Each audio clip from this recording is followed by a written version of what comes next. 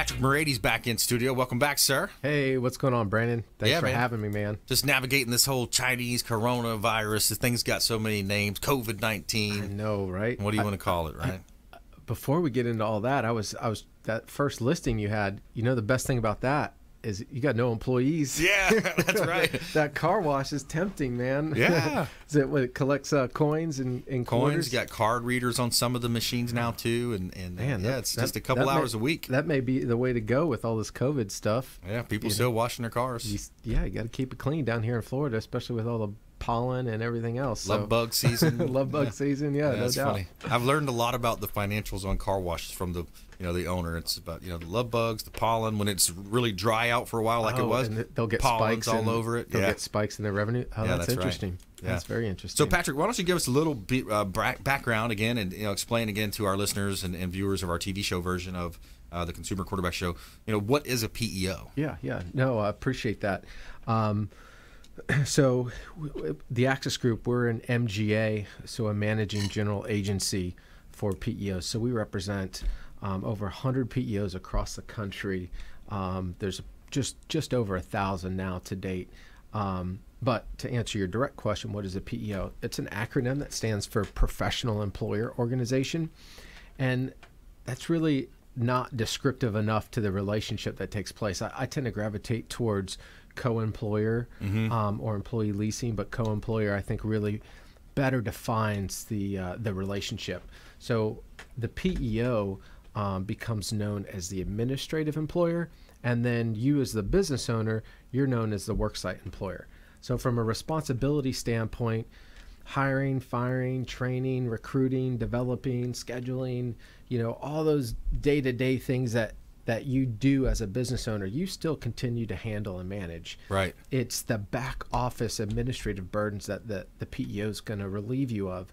So they're going to take away payroll processing, administering of your workers' comp. They're going to pay your payroll taxes. They're going to pay your state unemployment, your federal unemployment. In some cases, they'll administer your employee benefits or your 401k, or even provide you those, those services. So anything from that back office, HR support, legal support, that's all combined into one. And so that's one vendor, one point of contact for all those resources. Yeah, so that's a great thing to have as a business owner. That way you can focus on running your business, being the best at what you do. If you're a sales, organization, hey, let's work on sales. Let's improve. Let's sharpen the saw here and allow more of those things that you don't want to do necessarily, to be ran by Axis Group, Patrick Moradi's.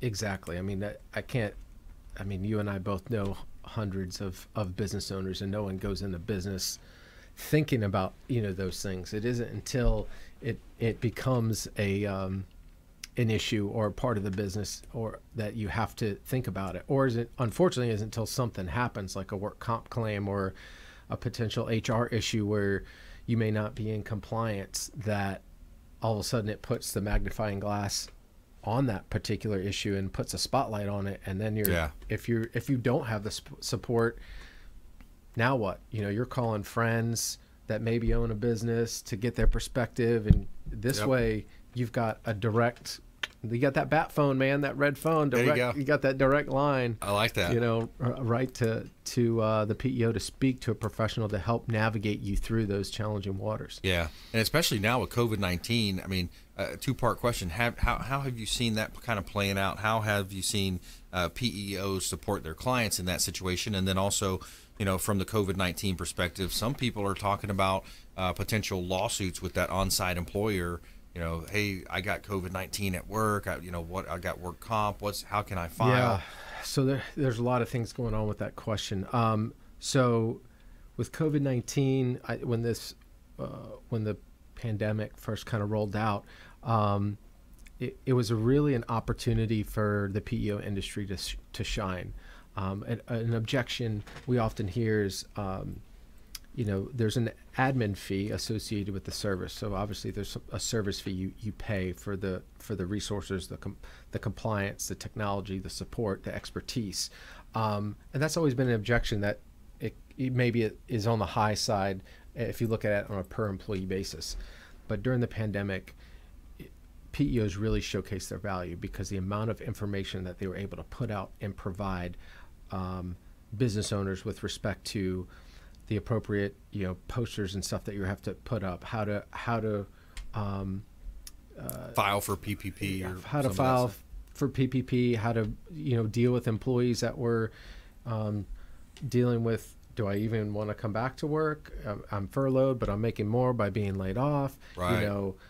Just how to navigate all of the filings, the changes in FMLA and everything else. The PEOs are really there, to support. Now, with your second part of the question, with respect to if someone gets COVID on the job,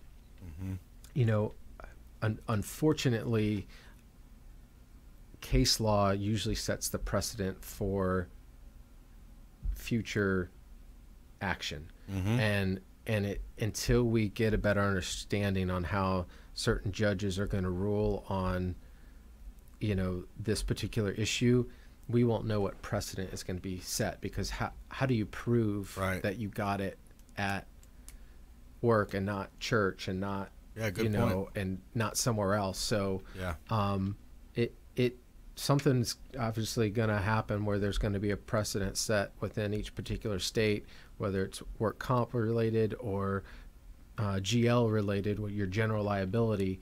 And we're just going to have to see. That's interesting, isn't it, to think about that, to ponder that, because if the judge, rules in favor of the employee because of the job, and then, man, that's a slippery slope. That just seems like, where does it end? Right. Then where does it end? Very similar to me. It reminds me also too of, remember back in the day, we actually worked at one of the mortgage companies together back in the day, a wholesale lender, Equifirst, and back then, remember, a lot of the talk was, well, if the mortgage got bifurcated, the mortgage got separated from the note, how do you really prove that they had ownership? And but that was people were posing, well, I'm going to file suit and make them produce those documents. So that's an interesting and back in those days, the transactions were happening so fast, and they were being sold so quickly on the secondary market. Sometimes you would make a payment to Wells Fargo, and then you had no idea that U.S.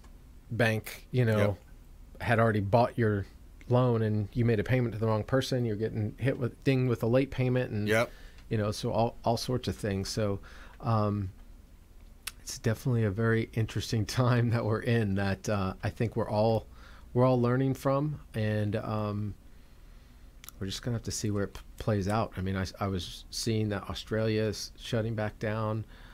Miami obviously shut down the beaches and restaurants and gyms again. So I don't know what's going to happen here in Tampa. What's your kind of feeling on that? Yeah, hey, we'll just kind of wait and see. Luckily, real estate's deemed essential. We're able to close real estate deals. It's a lack of inventory. We're looking for sellers right now. Anybody thinking about selling, it's a great time to do that. And here we look at 22 million from looking at whitehouse.gov numbers. 22 million total jobs were lost February to April. Over the past 2 months, 7.5 million jobs, about 33.8% of those jobs have returned. So we've got figure 1 here showing that from whitehouse.gov. But so let's take a break here, and we'll come back, and let's kind of figure out what we think might happen, how we see it's going to play out. And also, we got our feel-good story of the day coming up. This glove translates sign language into speech in real time. Now, that's a feel-good story if I ever heard one. We'll be right back here. Consumer Quarterback Show, ConsumerQB.com. This is Chris Voss, former FBI lead hostage negotiator and owner of the Black Swan Group, and you're listening to Consumer Quarterback Show, hosted by my friend Brandon Ryan. On one side of their mouths to capture the facial expressions are part of this American Sign Language as well. So, wow, what an amazing feat that we've been able to out of UCLA, this glove that translates sign language into speech. Patrick Morades. That's insane. Where technology is going, man, that's just incredible. It really is. I mean, and it makes you think about, okay, we've got a corona pandemic.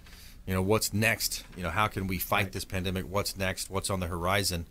And you look at, we talked about jobs numbers coming back, different industries, how they're bouncing back. Or not bouncing back, right? Yeah, exactly. A lot of the jobs, unfortunately, they're not. A lot of these businesses are forced out. Yeah. They're forced out of business. They're not going to return. Well, I mean, we're fortunate that we're in Florida. A lot of the you know, a lot of the beach hotels and beach Airbnbs and stuff like that, they're filling up. Those are staying. The beaches are packed. Yep. But imagine if you have a hotel outside of the Florida market, Yeah. where maybe it was, you know, a Dallas or Atlanta, San Francisco, where it was more business Chicago. Yeah. I mean, that business travel is not going to be what it used to be. And then, so that's hit your unemployment numbers, because that's the largest demographic hit. But then if you look at from a big business standpoint, your airlines, I mean, Yeah. a lot of the routes that, you know, used to be able to fly, you know, my family's in Raleigh, North Carolina. There used to be direct flights a couple times a day on Southwest. Yep. You can't get there, you know, Yeah. anymore on a direct flight for an hour. You got to go through Atlanta and, you know, and deal with, so it's.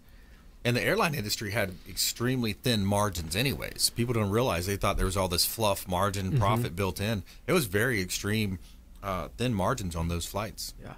Well, and they relied so heavily on, well, not only business travel, but tourism travel too. I mean, there's recreational vacationing is not happening, especially when other countries have banned us to travel to, you know, their country right now. So,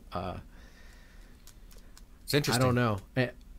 It's and then to, you know, to throw other fuel on the fire. I mean, the number of cases is going up, but the death rate is going down. So these are two points are getting farther and farther apart.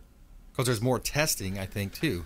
That's a big part of it. There's more testing. Definitely more testing. Yeah, and if you still look at the numbers, if you look at, you know, I ran the numbers one time, it was like 0.002% of actual population.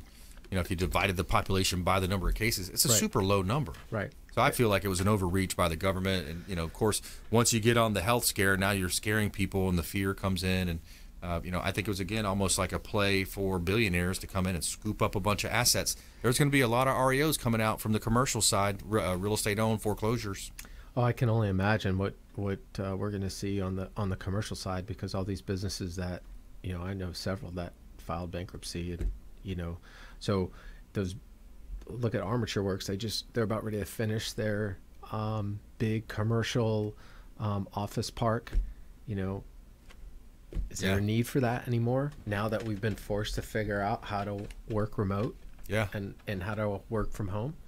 Yeah. Is there going to be a need for these plush offices with, you know, marble and fancy screens and, you know, and fancy signage and everything else? Do you need that to make a statement anymore? Right. Especially with the trend of everything going virtual anyways. Everything was already going, you know, we've talked about several times with the social media, the play. You've got your Alexa app that you've already built out. Why don't you update us on that, Patrick? Yeah, that's going really well. So we've got, it's all you do is you say, Alexa, enable HR Shield, and then you can ask Alexa any HR related question. There's no fee, there's, you know, associated with it. So you're from anything as simple as what is payroll to what is a PEO to what is FICA, what is SUTA. It's filled with all sorts of general knowledge and data that, especially a company, just a business owner just getting started out that maybe isn't familiar with terms, or two, someone that's looking for a little bit more concrete information with respect to FMLA and just different rules and regulations from a compliance standpoint. That's, you know, that's all built into the Alexa. So AI. I've said it on this show before. I want to say it again. I'll pull a Gary Vee. That way it's on record. There will come a point in time where even payroll is voice activated. Everyone should be put on notice with respect to AI, to where we'll say, you know, Alexa, run my payroll.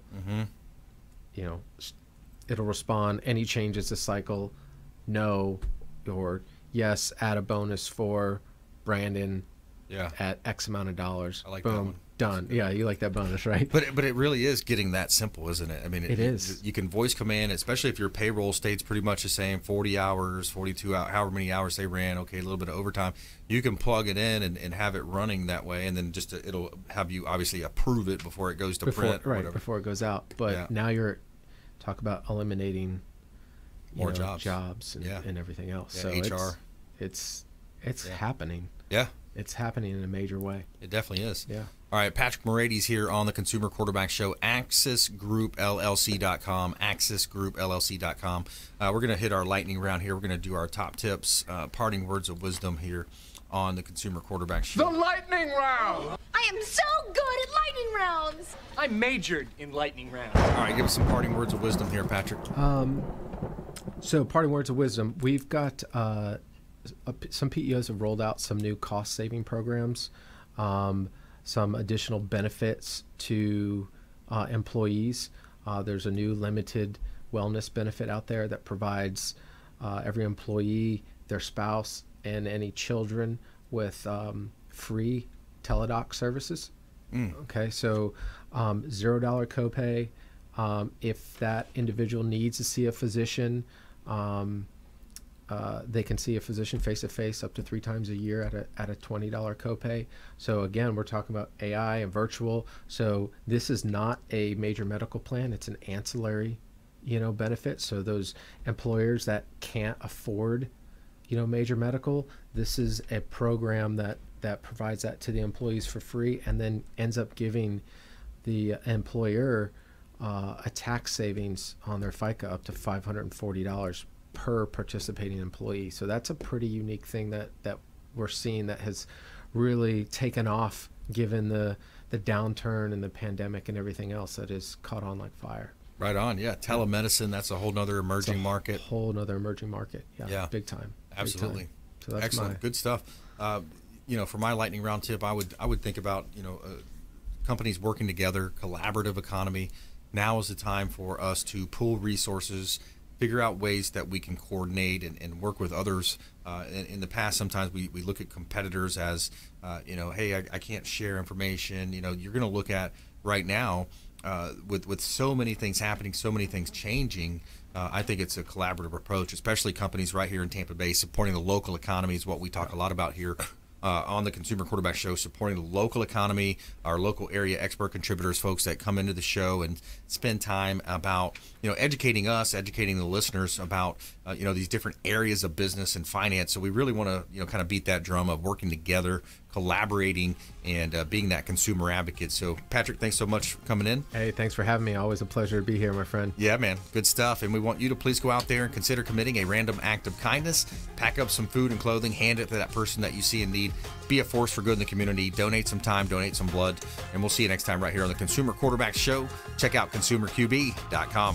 You've been listening to The Consumer Quarterback, Brandon Rhymes. Whether it's real estate, consumer, or financial advice, let Brandon call your next play. Contact Brandon Rhymes at 813-670-7372. That's 813-670-7372. Online at ConsumerQB.com. And join us next time